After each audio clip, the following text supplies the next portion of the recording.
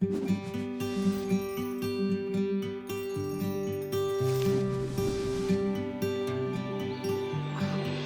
a beautiful day for a hike. I'm Corbin, and I love adventures. Today, I'm hiking in a beautiful national forest. Walking through nature is so surprising because you never know what you might find. I find lovely birds. See how easily they fly? Tiny insects. Oh, look how busy they are. Silly squirrels scurrying up and down trees. And sometimes I find larger animals. Today, I was lucky enough to find a mama deer and her little fawn. I try my best to be a very prepared hiker. I wear the right kind of clothes, gather my supplies, and bring my emergency kit. Before I leave for a hike, I make sure that other responsible people know where I'll be. When I go on hikes, I have to be very aware and prepared, because there could be difficult situations, and I want to be ready for anything. One of the smart things to do is bring a compass. A compass is a tool that tells us direction. It does so by always pointing north. When I know which direction is north, it helps me know which way I'm going, so I don't get lost. Once when I was hiking, I got turned around and I was lost. I couldn't tell which way I was supposed to go.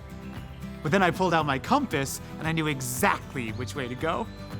I'll never go on a big hike without my compass giving me direction. That makes me think of a king from the Bible who asked God for wisdom to help lead the people. And God gave him wisdom. It's Solomon. He asked God for wisdom so he could be a good king. Wisdom is knowing what God says is right and then doing it.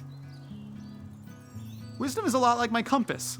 My compass will always tell me which way is the right way to go. I know it is right because my compass points in the right direction. It is the source of my direction. God is the one who knows what is right. He is the source of our wisdom. God is the source of all knowledge and good judgment because he is the one that made the whole world and everything in it.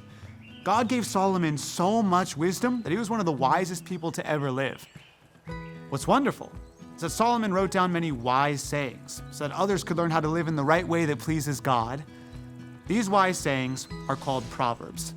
As a matter of fact, a bunch of his Proverbs, plus some others, were put together as a book of the Bible. It's called the Book of Proverbs. Solomon wrote that Proverbs lead to what is right and honest and fair. Proverbs help us understand what is good and avoid making silly decisions. Like that one time I decided to go on a hike in the winter without a coat, and I was freezing. Proverbs help us to live God's way and seek God for wisdom and direction. My compass will point me north, and wisdom will always point me to God. Solomon said, "If you really want to gain knowledge, you must begin by having respect for the Lord. But foolish people hate wisdom and instruction."